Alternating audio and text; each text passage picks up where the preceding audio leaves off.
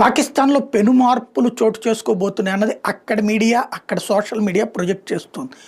ఏదైతే అక్కడ ఉన్నటువంటి షాబాజ్ షరీఫ్ ప్రభుత్వం ఓ రకంగా ఏంటంటే పపెట్ గవర్నమెంట్. అంటే అక్కడ ఎవడు ప్రభుత్వం నడిపినా సైన్యం చేతుల్లోనే నడుస్తది.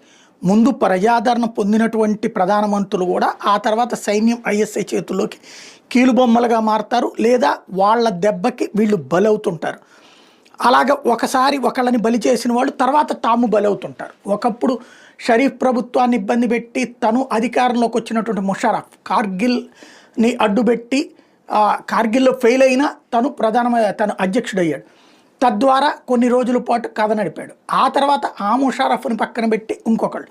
అట్లాంటి రాజకీయం ఇప్పుడు రాబోతోంది. ఇప్పుడు ఎవరైతే ఇప్పుడు ఇమ్రాన్ ఖాన్ని జైల్లో పెట్టి ఇమ్రాన్ ఖాన్ తీసుకొచ్చినటువంటి సైనిక చీఫే ఇప్పుడు ఇమ్రాన్ ఖాన్ని జైల్లో పెట్టింది. ఇమ్రాన్